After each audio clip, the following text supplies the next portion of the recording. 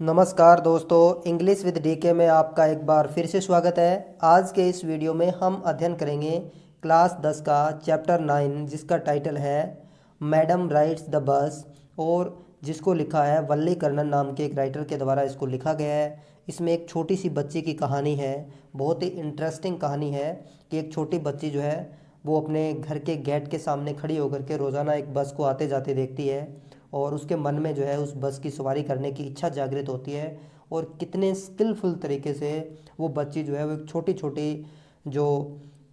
उनकी बस यात्रा की जो सूचनाएं हैं वो कलेक्ट करती है, इकट्ठी करती है, और किस प्रकार से वो शहर की यात्रा करने की जो योजना बनाती है। तो किस प्रकार से वो प्लान तरीके से योजना बना करके अपने काम को अंजाम देती है, उसी प्रकार से आपको भी योजना बना करके पढ़ाई करनी चाहिए ताकि आप सक्सेस हो सकते हैं। तो इसके साथ ही आज के हमारे इस वीडियो को हम शुरू करते हैं। बिफोर यू रीड, पाठ पढ़ने से पहले कुछ बातें दे रखी है वो आपको जाननी चाहिए। इन दिस सेंसिटिव स्टोरी, इस सेंसिटिव स्टोरी के अंदर, इस संवेदनशील कहानी के अंदर 8 ईयर ओल्ड गर्ल्स, एक 8 साल की लड़की है जो फर्स्ट बस जर्नी करती है, पहली बस की एक सवारी करती है into the world outside her village, जो पहली बार अपने गांव से बाहर के संसार को देखती है। Is also her induction into the mystery of life and death, और इसके साथ ही उसका इंट्रोडक्शन होता है। मिस्ट्री यानी रहस्य, लाइफ और मृत्यु, जीवन और मृत्यु का रहस्य जो है उसका इंट्रोडक्शन भी इसी यात्रा के अंदर वो करती है।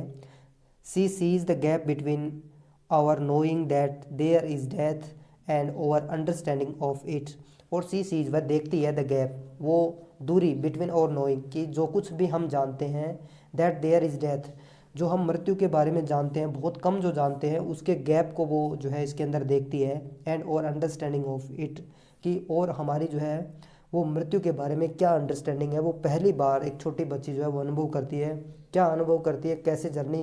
जो है वो करती है। तो चलिए शुरू करते हैं आज के हमारे इस लेसन को। There was a girl name Valliammai, कि एक छोटी लड़की है जिसका नाम वल्लेमाई है। Who was called Valli for short, जिसको शॉर्ट के अंदर जो है वो वल्ली के नाम से जाना जाता है। सी वाज 8 ईयर ओल्ड, जो 8 साल की है। And very curious about things, और जो चीज़ों के बारे में बहुत ज़्यादा क्यूरियस है, यानी किसी भी चीज़ को जब देखती है तो उसको जानने का पूरा प्रयास वो करती है। हर favourite pass time was standing in the front doorway of her house, और उसका सबसे पसंदीदा जो पास टाइम जो है, यानी समय गुजारने का जो सबसे पसंदीदा उसका जो तरीका है, वो अपने फ्रंट गेट के सामने, दरवाजे के, अपने घर के जो दरवाज़ा मेन गेट जो है उसके सामने वो खड़ी हो जाती है। Watching what was happening in the street outside, और वो वहाँ खड़ी होकर के प्रत्येक छोटी से छोटी चीज़ को जो है ऑब्जर्व करती है, देखती है कि बाहर गली के अंदर क्या घटित हो रहा है। There were no playmates of her own age, कि वहाँ पर जो है उसकी उम्र के कोई भी उसके साथी नहीं है जो उसके साथ में उस गली में खेल सकें, और इसीलिए वो क्या करती है, ऐसा करती है। And this was about all she had to do, और इसी वजह, हैड टू डू यानी उसे ऐसा करना पड़ता है, यानी कोई खेलने वाला है नहीं, तो वो क्या करती है, अपने गेट के ऊपर खड़े होकर के गली की जो घटनाएं हैं उनको वो देखती है, ऑब्जर्व करती है। बट फॉर वली, लेकिन जहाँ तक वली की बात है, standing at the front door was every bit as enjoyable as any of the elaborated games other children played, वो वहाँ पर इस प्रकार से खड़ी होकर के उस चीज़ों को देखती है और इतना इन्जॉय करती है जिस प्रकार से कि बच्चे जो हैं अपने फेवरेट गेम को एलोब्रेट करते हैं, जो उसको ऑब्जर्व करते हैं, उसी प्रकार से वो सारी चीज़ों को उस गली में खड़ी होकर के, उस गेट के ऊपर खड़ी होकर के गली की सारी चीज़ों को ऑब्जर्व करती है, देखती है। Watching the street gave her many new unusual experience, और वहाँ खड़े होकर के उस गली को देखना जो है, गली के अंदर जो भी घटनाएं होती है उनको देखना,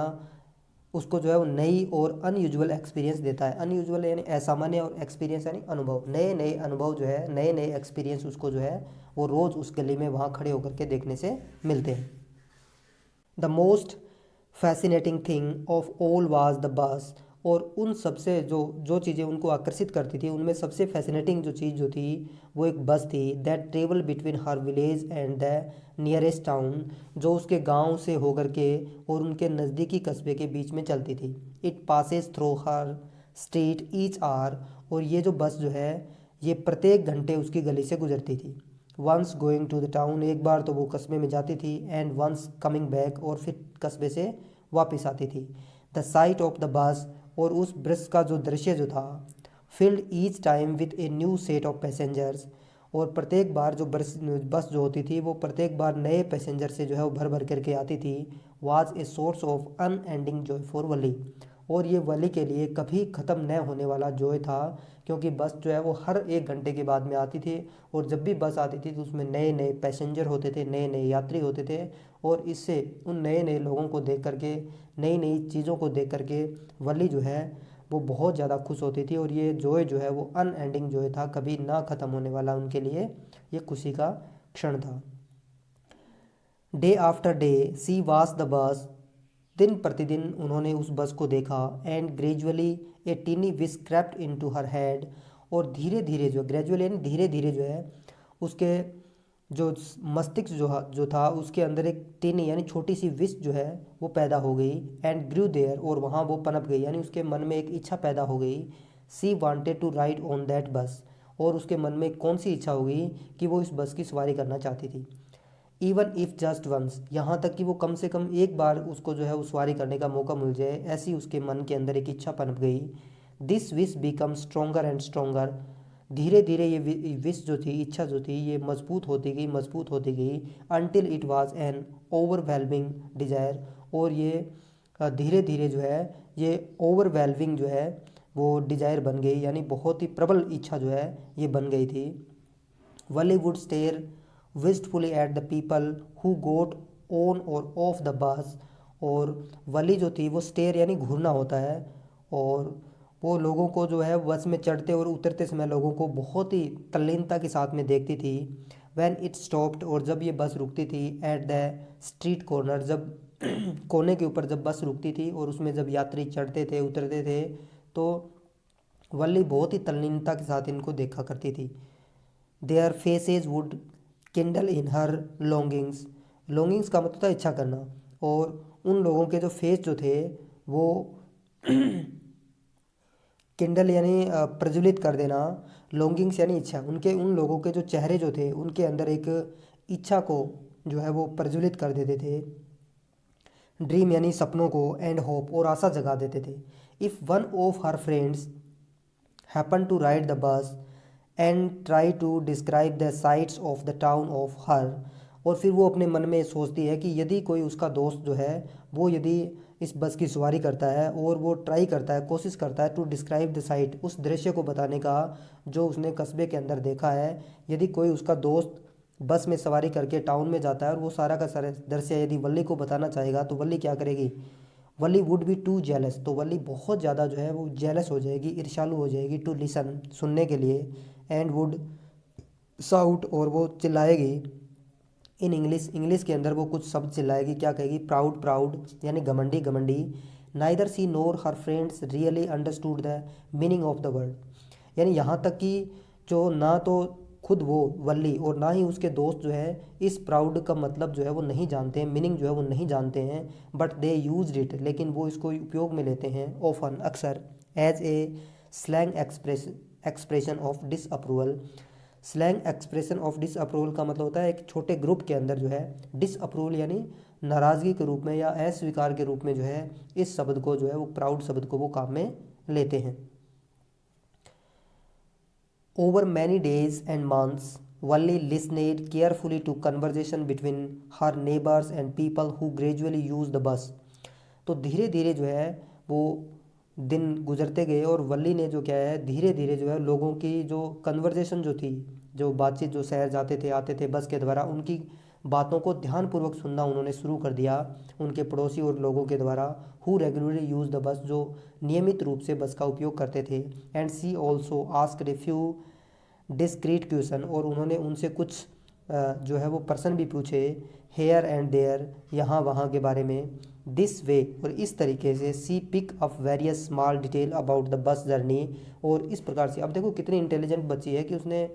लोगों के एक्सपीरियंस को कलेक्ट करके और कुछ जो है वो डिटेल्स इकट्ठी कर ली है बस जर्नी के बारे में, कि बस की जर्नी कैसे की जाती है, क्या क्या रिक्वायरमेंट्स होती है, कैसे